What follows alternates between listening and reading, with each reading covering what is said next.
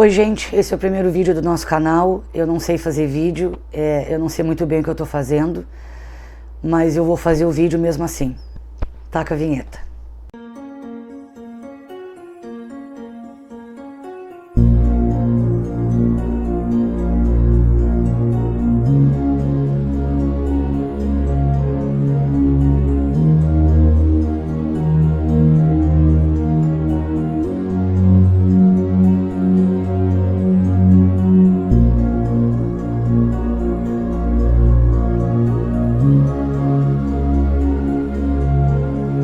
O primeiro caso do nosso canal é sobre o massacre em Suzano, que aconteceu dia 19 de março de 2019. 2 ex-alunos invadiram a escola Raul Brasil, em Suzano, e cometeram atrocidades com estudantes e funcionários. Vamos qualificar um pouquinho cada um para a gente entender da onde eles saíram, quem eles eram. Não tem muita informação da infância deles, não se sabe muito sobre a infância. Mas o que a gente conseguiu pesquisar, eu vou trazer aqui pro vídeo.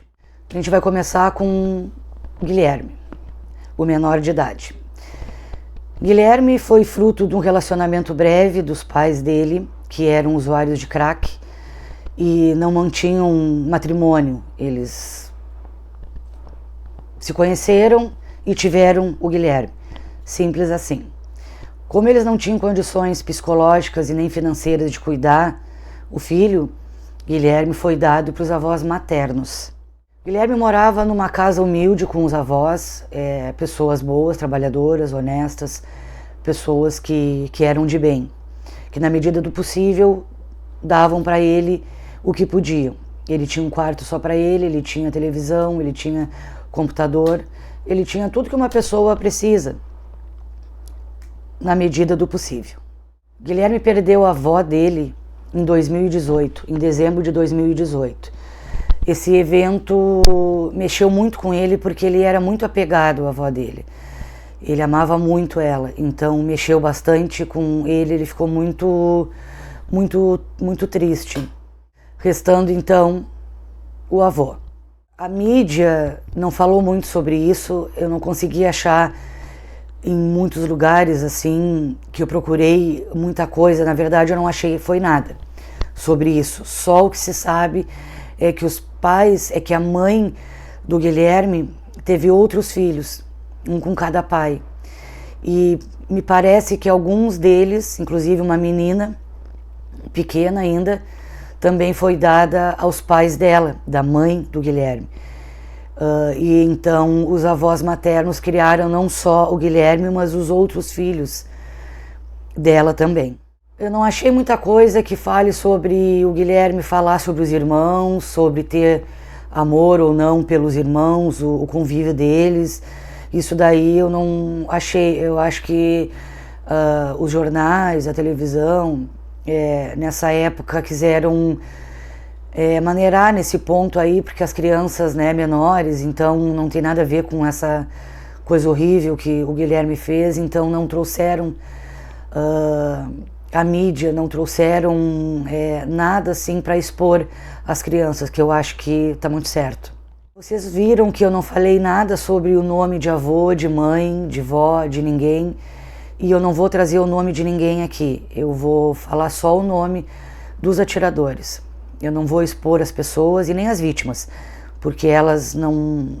Eu acho que não é legal falar nessas pessoas num vídeo desse, que é um vídeo tão horrendo, é um assunto tão ruim, então vamos preservar as vítimas, as famílias, e não vamos falar nada sobre o nome deles, e não vou colocar foto também. Então Guilherme era o seguinte, na escola ele era quieto, ele não tinha turma, ele andava mais sozinho, as notas dele não eram muito boas, estava na média, mas às vezes baixava muito as notas, e ele dava um jeito, corria, estudava mais e aumentava as notas. Mas um aluno que também não tinha muito para se falar dele, não causava brigas na escola, os professores nem imaginavam, nunca imaginaram que aquele aluno poderia cometer o que cometeu. Ele era na dele, ele não chamava a atenção nem da família, nem dos amigos, as pessoas ali de perto, os professores também não. A mesma coisa o Luiz Henrique. O Luiz Henrique era o filho mais novo da família, ele era criado tipo o xodó da família, ele trabalhava com o pai dele como gari limpando as vias públicas, né, que era um serviço de jardinagem. Então, criado com todo o amor também, assim como o Guilherme, e assim como o Guilherme também tinha uma vida humilde e tinha tudo que era possível, os pais davam tudo na medida do possível, não faltava nada para ele. Todo o dinheiro que o Luiz Henrique ganhava, ele colocava no banco, com o aval do pai dele, porque o pai dele disse que já que ele queria muito, segundo o Luiz Henrique, comprar um carro e fazer direito e ser delegado, ele que pegasse todo o dinheiro que ele ganhava e colocasse no banco. Que eles dariam um jeito e o pai dele continuaria dando o que era possível, o básico, e não era para mexer naquele valor do salário. Salário esse que foi colocado no banco durante 1 ano ou mais, e esse dinheiro que foi usado, infelizmente, para cometer os assassinatos. Guilherme, de 17 anos, não trabalhava, ele fazia bico de vez em quando em lanchonete, ele não tinha nada muito concreto, nada muito, de vez em quando ele achava um bico, e só. Largou a escola, né, também muito cedo, assim como o Luiz Henrique largou a escola e fez um supletivo. O Guilherme não fez nem o supletivo, ele largou a escola mesmo. Isso aí preocupava muito o avô dele, do Guilherme, porque como ele não estava trabalhando e como ele não estudava, ele tinha que achar um rumo na vida. Foi a única coisa na televisão, porque o avô do Guilherme deu entrevista na televisão e o pai do Luiz Henrique também deu. A única coisa que o avô do Guilherme falava e reclamava era que estava preocupado com ele porque ele não estudava, ele não trabalhava, ele tinha que tomar um rumo na vida e fazer alguma coisa, porque ele passava muito tempo na lan house. Ele tinha computador em casa, mas o avô não tinha condições de pagar a internet. Então ele acabava indo para a lan house com o Luiz Henrique, para jogarem, para entrarem na Deep Web e para os games, que eles eram viciados em games. Então a única coisa que o avô do Guilherme falava é que ele era um menino bom, que ele nunca arrumou confusão, ele nunca percebeu nada, ele nunca viu nada que desabonasse o neto, ele nunca imaginou algo parecido. Até porque o neto dele era super quieto, era super de boa. A única coisa que ele reclamava era isso, ele tinha que sair para a rua para seguir a vida dele, fazer alguma coisa de útil. E o pai do Luiz Henrique, a mesma coisa, nunca imaginou, porque o filho era bom, o filho não dava trabalho em casa, o filho era criado com todos os mendengues, era o xodó da família, como eu falei, e só. E ele, como ele estava guardando dinheiro porque ele queria fazer faculdade, ele queria crescer na vida, menos ainda o pai do Luiz Henrique imaginou que o filho pudesse estar tramando durante 1 ano ou mais um massacre dentro de uma escola, a escola que ele estudou. Então a gente percebe que as duas famílias ficaram arrasadas, as duas famílias jamais imaginaram, as duas famílias pedem perdão para os pais das vítimas. E é muito triste ver, é muito triste porque não tem como eu dizer que a família dos atiradores também, de certa forma, não são vítimas disso tudo, porque eles estão sofrendo demais. Claro, eu acho que não dá pra gente comparar com as outras famílias dos mortos, né? Mas a gente tem que tentar ser humano e racional ao mesmo tempo nesse momento, e se dar conta que as famílias de Guilherme e Luiz Henrique não sabiam de nada e eram pessoas de bem. E também estão sofrendo pelos o filho e o neto terem matado tantas pessoas e se matado depois. Então agora a gente vai entrar no caso em si. Como foi o planejamento, o que a polícia descobriu com as investigações. Eu não vou poder falar muito a fundo todos os detalhes, porque o vídeo vai ficar muito longo. E é o que me deixa triste, porque eu tenho muita coisa, muito detalhe para falar, mas aí realmente talvez o vídeo até fique chato. Então a gente vai direto ao ponto. Tudo começou na Deep Web. Guilherme e Luiz Henrique, quando iam para a Lan House, eles iam para a Lan House jogar. E segundo muitas pessoas, jogos violentos, que eram jogos com armas. A gente vai falar nisso mais para frente. E para entrar na Deep Web. A Deep Web é a internet profunda, é a internet proibida, é a internet negra, aonde não é qualquer um que consegue entrar. É uma internet paralela, não é essa que a gente está acostumado a entrar no Facebook, acostumado a entrar no Twitter, não. É uma internet escondida, aonde acontece tudo de ruim. Então nunca tentem entrar na Deep Web, até porque vai ser difícil conseguir mesmo. Na Deep Web eles conseguiram orientação aonde e como comprar as armas, como treinar tiro, arco e flecha, orientações psicológicas, porque tinha mentores, né, a Deep Web. Eles entravam num chat, chat ou fórum. As pessoas chamam de chat ou chamam de fórum. Eu não entendo profundamente sobre a Deep Web, porque eu nunca entrei lá, né? Então eu estou dizendo que eu pesquei nos jornais, na internet e na televisão.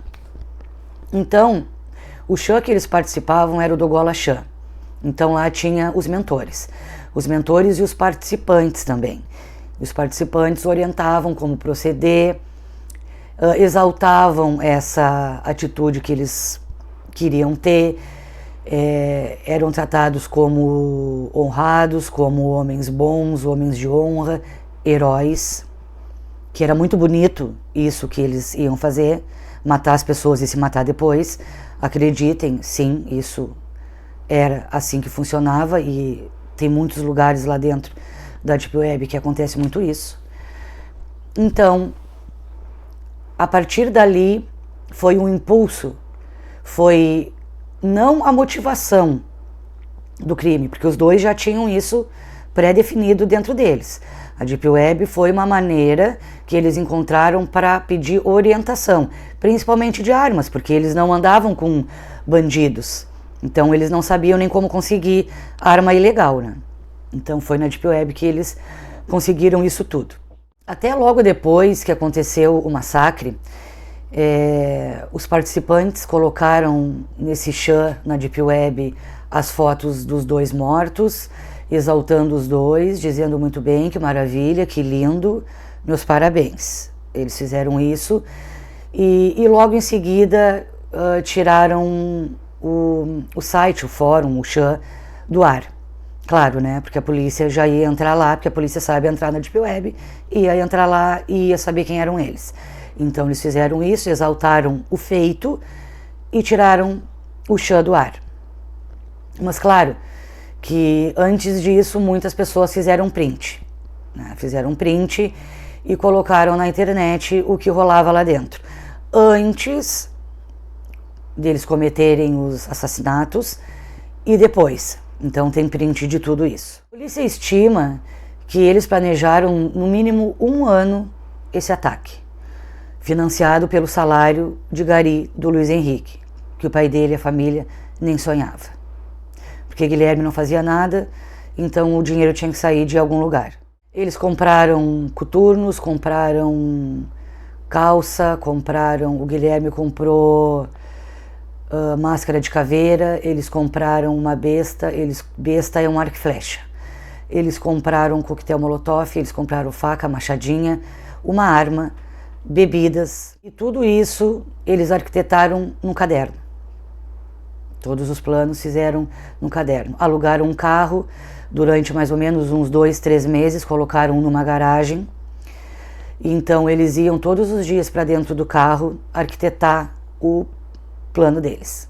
Tem até imagens do Guilherme e do Luiz Henrique nessa garagem pagando a mensalidade, e aparece na câmera de segurança dessa garagem o Luiz Henrique. O Guilherme está um pouco atrás, porque o Guilherme era o chefe da dupla, então ele colocava o Luiz Henrique para fazer as coisas, para ele não aparecer, porque ele era, acho que, mais tímido que o Luiz Henrique para fazer essas coisas. Então aparece até nesse vídeo o Luiz Henrique pagando, até porque o dinheiro era dele mesmo, né? Ele pagando a mensalidade e o Guilherme escondidinho atrás. Então todos os dias à noite eles iam para essa garagem, ficavam dentro do carro, colocavam o arsenal que eles estavam comprando dentro do carro e ali eles arquitetavam todo o massacre. Então agora a gente vai para o dia cruel, a gente vai entrar agora no dia fatídico, no dia horrendo. No dia 19 de março de 2019, antes de chegar na escola às 9h30, umas 8 e pouca, mais ou menos, Guilherme e Luiz Henrique foram até a loja de carros do tio de Guilherme. Guilherme tinha trabalhado por um curto período de tempo com esse tio. Na verdade, o tio deu esse emprego para tentar alavancar, né? Para tentar dar uma força, vamos trabalhar, vamos dar um jeito na vida, meu sobrinho, eu vou te colocar aqui para tu trabalhar comigo.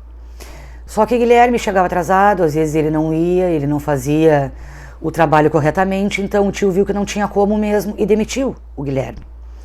Então, antes de ir para a escola Raul Brasil, eles foram até a loja de carros desse tio. O Luiz Henrique ficou uma quadra distante dentro do carro, com o carro ligado, esperando. Isso tudo são câmeras de segurança que mostraram. Entrou na loja de carros e atirou no tio dele. Foi muito rápido, chamaram a SAMU, levaram para o hospital, fizeram uma cirurgia, o tio dele inconsciente, fizeram a cirurgia, mas infelizmente ele não resistiu. Ali então foi a primeira vítima da dupla de atiradores. Então o Guilherme sai correndo da loja de carros do tio dele, entra no carro, onde o comparsa estava esperando com o carro ligado, e correm para a escola Raul Brasil, isso já por volta das 9h30 da manhã. Outra câmera de segurança pega eles no portão da escola com o carro parado. O Guilherme desce com... eu não lembro se ele estava com alguma mochila, eu acho que estava, e com um caderno. Ele desce primeiro e Luiz Henrique fica nitidamente muito nervoso dentro do carro, catando o arsenal dele, enquanto o Guilherme ruma para a escola. Então Luiz Henrique junta tudo que tem dentro do carro, extremamente nervoso, já o Guilherme não, extremamente calmo.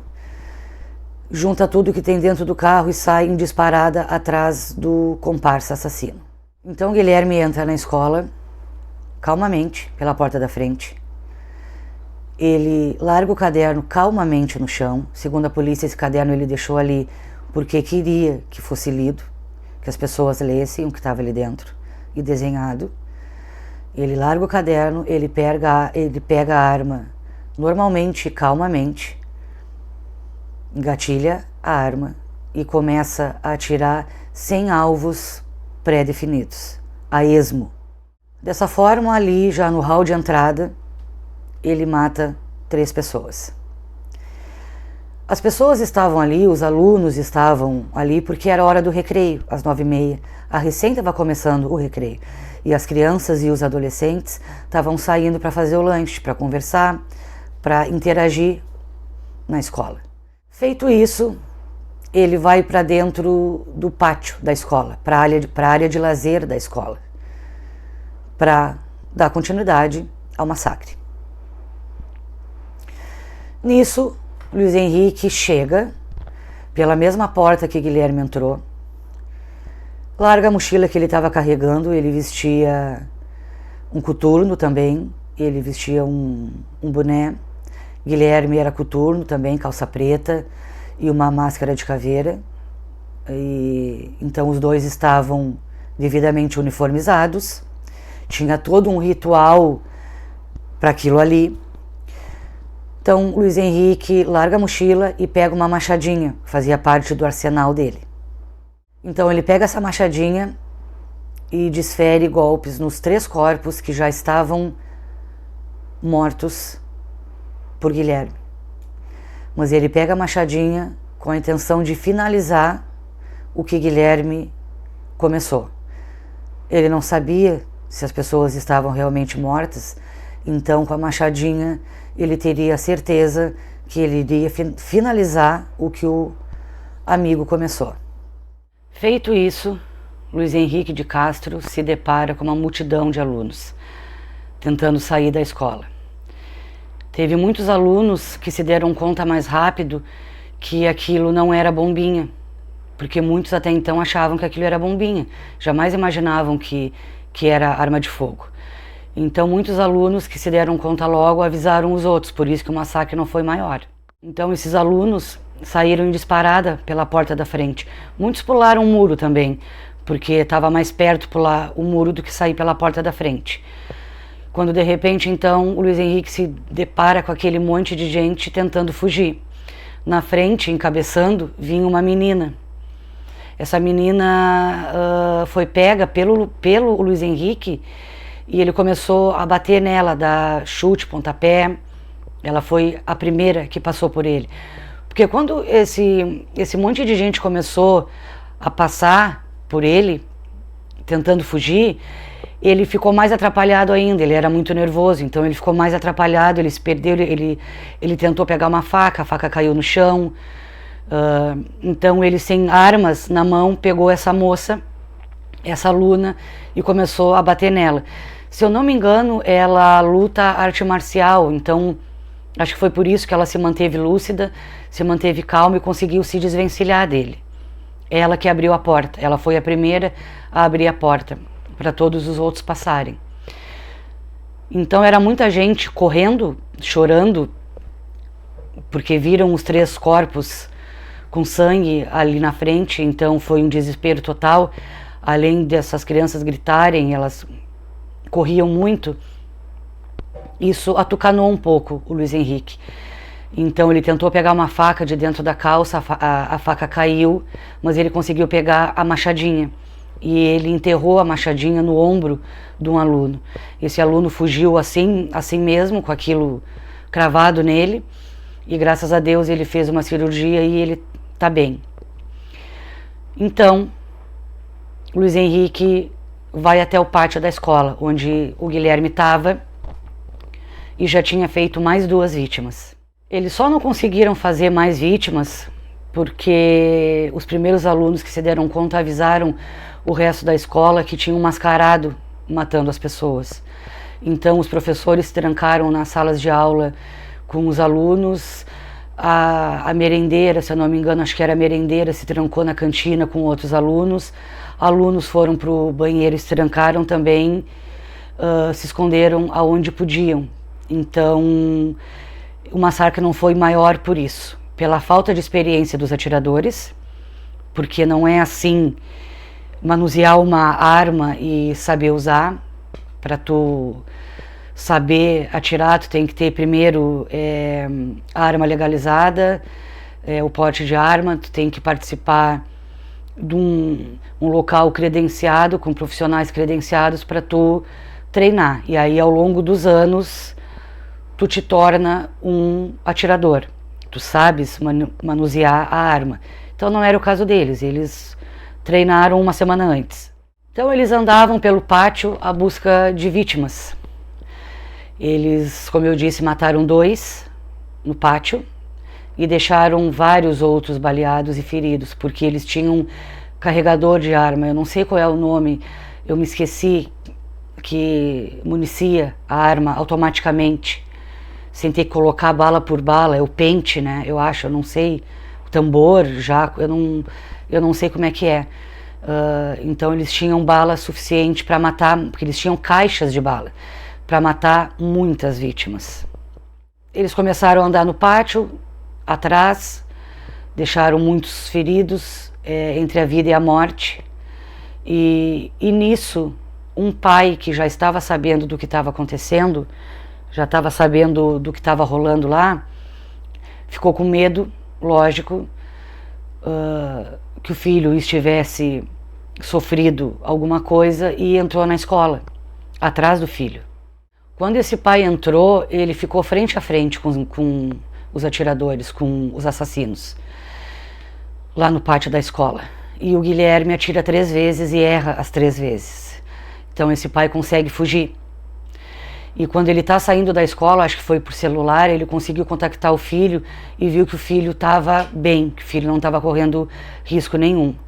E nisso ele encontra na rua um policial à paisana, um policial que estava de licença, que mora praticamente do lado da escola. Esse policial já tinha ouvido os tiros e já tinha pego a arma e já estava se direcionando para a escola Raul Brasil, porque pela experiência, por ser um policial, ele sabia que não era bombinha. Ele sabia que aquele barulho era de arma de fogo. Esse pai sai da escola e dá as orientações do que ele conseguiu ver para esse policial, informando que eram 2 atiradores. Eram 2 homens, 2 meninos, né? Então esse policial, já tendo uma ideia de quantos eram, entra na escola. Quando esse policial entra, ele se depara com alunos ainda saindo da escola, fugindo, porque eles foram saindo das salas de aula, eles observavam, não viam ninguém no corredor e fugiam. Então esse policial se apresentou, porque ele estava com uma arma em punho, os alunos não sabiam se ele era atirador. Então ele dizia: eu sou policial, fujam, corram. Então os alunos fugiram para a casa de vizinhos da escola. Os vizinhos acolheram, porque a rua parou, né? Todo mundo viu que tinha uma coisa horrível acontecendo lá dentro. Quando de repente esse policial começa a gritar que a escola estava cercada. Mas não estava cercada ainda porque a polícia não tinha chegado. Mas claro, ele disse: se entreguem porque a escola está cercada, não tem por onde sair. Então de repente ele fica frente a frente com os 2 também. E o Guilherme atira também nele. Só que mais uma vez ele erra e acerta a parede. Quando de repente, em fração de segundos, os 2 somem das vistas do policial. E em segundos também o policial escuta 2 tiros. Foi quando o Guilherme atirou na cabeça de Luiz Henrique e em seguida atirou na sua própria cabeça. Os 2 assassinos estavam mortos. Ali terminou o massacre e começou a tragédia nas famílias. Os pais sem saber se tinha filho baleado, se tinha filho vivo, se tinha filho morto. Os funcionários também, a família dos funcionários, a família dos professores, todo mundo sem saber, várias viaturas, a polícia em peso, atiradores de elite, porque não sabiam até então que eles estavam mortos, né? E aquela correria, aquela cena de filme de terror. Adolescentes e crianças e funcionários indo para hospitais da redondeza, porque não cabia em um só hospital o número de vítimas, outros sendo atendidos na rua mesmo, começando a sair lista de mortos, de feridos, de local onde eles estavam internados, aquela correria absurda. E depois de tudo constatado, de todo mundo saber quem tinha perdido a vida, quem não tinha, começou então o enterro. Os pais enterrarem os filhos e os outros que estavam internados, começou a saga dos pais dentro de hospitais, rezando e torcendo para que os filhos baleados saíssem ilesos. A família dos atiradores também enterrou seus mortos. A gente sabe que eram os atiradores, a gente sabe que eram os assassinos impiedosos, cruéis, horrendos, mas a família não ia colocar os 2 em qualquer lugar. É claro que eles fizeram um enterro também, um enterro de minutos, porque tanto do Guilherme quanto do Luiz Henrique, porque eles tinham medo que a comunidade, que a sociedade fizesse alguma coisa contra eles, né? Agora eu já não me lembro se eu cheguei a falar no início do vídeo, então eu vou falar de novo. Então, se eu já falei, vai ficar falado 2 vezes. Porque eu não me lembro mesmo se eu falei e não tem como eu voltar para ver se eu falei. Algo que fez com que eles ficassem, os atiradores, não que motivou, mas eles se inspiraram bastante, foi no massacre de Columbine, em Colorado, nos Estados Unidos, em 99. Se não me engano, foi em abril, onde 2 alunos, não eram ex-alunos, onde 2 alunos entraram na escola e mataram muito mais alunos, muito mais colegas do que os atiradores de Suzano. e se mataram logo após. Então fala-se muito que os atiradores de Suzano queriam cometer um feito muito mais grandioso e muito maior que o de Columbine.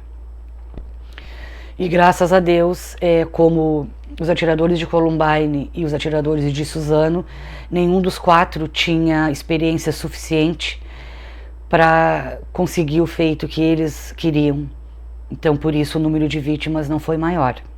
Eu vou trazer aqui para vocês, eu não tenho perícia para isso, então não sei se eu vou saber usar as palavras certas.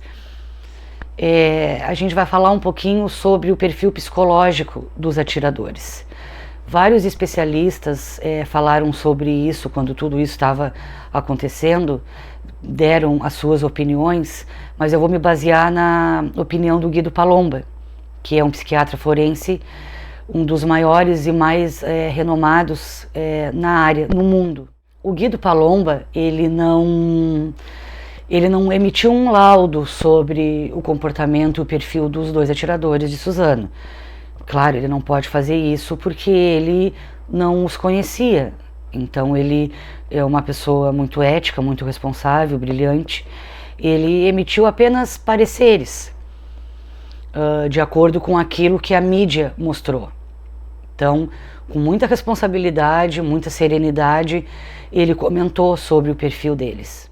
De acordo com Guido Palomba, Guilherme tinha um perfil psicopata, narcisista e manipulador. Luiz Henrique era o depressivo. Luiz Henrique era o triste, era o manipulado pelo Guilherme. Luiz Henrique era a ponta mais fraca do eixo. Não que não tivesse culpa, não que não quisesse fazer, mas era o manipulado. Guilherme manipulava ele, mesmo ele sendo mais velho, ele tendo 25 anos e o Guilherme tendo 17, para ver o grau da loucura do Guilherme. E do Luiz Henrique também, que com certeza a gente fala que era louco, mas muitas vezes não são loucos, são ruins mesmo. Outra coisa importante de trazer para o vídeo, que eu acredito que seja muito importante, é que a mídia bateu muito na tecla que o que motivou os assassinos a fazer isso são os jogos de videogame. Os jogos de arma, os jogos de guerra, de estratégia, e eu discordo, aqui é a minha opinião particular, e a opinião de muitos especialistas, até do Guido Palomba também, que nenhum jogo faz uma pessoa virar um assassino, nem mesmo o bullying. A pessoa que sofre bullying vai começar a matar. O bullying não faz isso, o que faz isso é algo pré-existente psicologicamente e muitas vezes biologicamente naquela pessoa.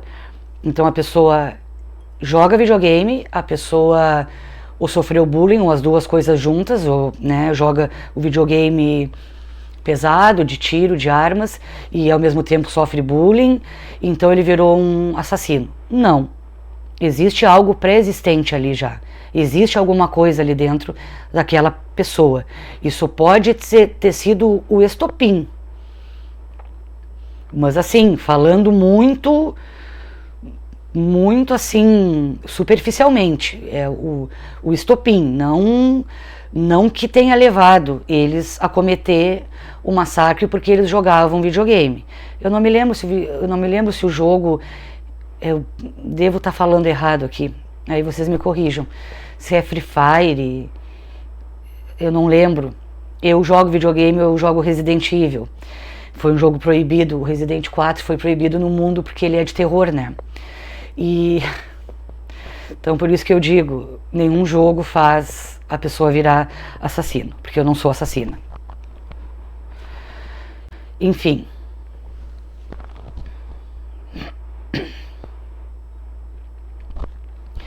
Então eu acho que foi muito responsável a mídia ter feito isso, levantado essa lebre aí, porque muitos pais começaram a botar videogame fora, começaram a ir pro Facebook, porque aqui no Brasil a gente usa muito Facebook, né? É o país, acho que mais usa o Facebook. Enfim, a falar que estavam apavorados, que o filho jogava videogame, meu Deus, e agora? Então levantou uma coisa assim, claro, a gente tem que saber o que o filho está jogando, o que o menor está fazendo na internet e que videogame é, acompanhar, ver se algum tipo de jogo está deixando aquela criança diferente. Na verdade, que criança não deve jogar esses jogos de arma e de terror. Então, né, adolescente de 15 para cima, talvez. Eu não sou especialista, não sei qual é a idade correta. Claro que criancinha não. Mas não, acho que não precisa tirar o videogame dos adolescentes que jogam esse tipo de jogo. E sim os pais observarem a vida dos filhos. Largar um pouco o celular, parar um pouco quando não estiver trabalhando, prestar mais atenção no que os filhos fazem, no que os filhos estão vendo na internet, que jogo eles jogam, prestar mais atenção. Porque os pais do Guilherme e do Luiz Henrique nem imaginavam que os filhos iam fazer isso. Eu não estou falando isso para deixar pais preocupados, eu estou só falando isso porque eu acho que é o correto. Não só eu, o Guido Palomba falou, outros especialistas falaram. Eu estou falando só no Guido Palomba porque é ele que eu mais assisto. Eles falam isso sempre. Prestem atenção à sua volta, prestem atenção nos seus filhos, o que eles fazem, com quem eles conversam. Essa é uma responsabilidade dos pais. Não colocar a culpa só no jogo, lavar as mãos e dizer que eu tirei o jogo, tá tudo tranquilo. É só eu tirar o jogo que tá tudo bem. É muito mais que isso, é muito mais complicado, é muito mais além. A responsabilidade dos pais é muito maior que essa. Algo que o Guido Palomba comentou é que como se existisse uma ponte. Numa extremidade é a sanidade, na outra extremidade é a loucura, a insanidade. Quando o indivíduo chega no meio da ponte, ele não cometeu ainda, por exemplo, que eles fizeram um massacre em massa, atiradores em massa, eles ainda podem retornar para a ponta da sanidade. Eles não entraram no fundo do poço. Quando eles atravessam a ponta da sanidade direto para a ponta da loucura, da insanidade, é mais difícil retornar. Os atiradores se mataram, mas se eles estivessem vivos, depois de tudo que eles fizeram, é muito difícil que eles retornassem para a sanidade novamente. Porque quando chega nessa outra ponta, abriu, ultrapassou. Não sei se vocês estão me entendendo, ultrapassou. Então não tem mais como voltar. Então a gente tem que estar sempre atento aos nossos filhos, aos nossos parentes, principalmente as crianças e os adolescentes. É esse o recado que eu quero dar. Eu quero dizer que eu quero deixar os meus sentimentos mais profundos às famílias das vítimas e também à família dos atiradores, porque também são vítimas. Vocês me entendem, eu tenho certeza que vocês entendem isso que eu estou dizendo. A gente não pode condenar a família das vítimas porque eles não fizeram nada.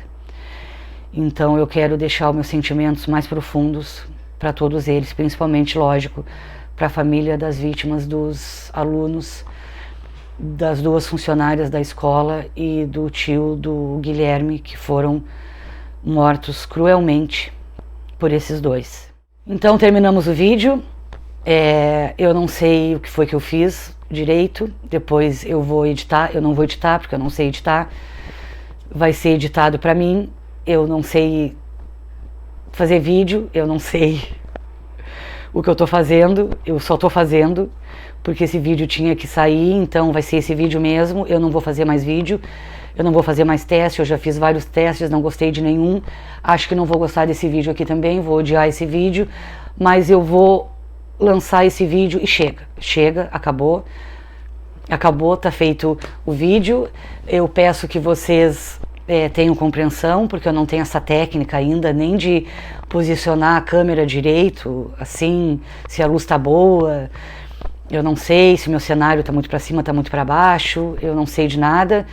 Então eu peço que vocês compreendam isso tudo aí, mas eu fiz com muito carinho, que vocês deem um desconto, porque eu não tenho experiência, mas eu acredito que no segundo vídeo, no terceiro, nos outros vai ficar muito melhor. Então eu peço que vocês se inscrevam no canal, que vocês deixem o like e comentem, porque comentar é muito importante para engajar o meu canal, que aí o YouTube percebe que vocês gostaram e vai indicar os meus próximos vídeos para vocês. Então, se vocês me derem essa força, provavelmente em breve eu vou ter coragem de fazer outro vídeo.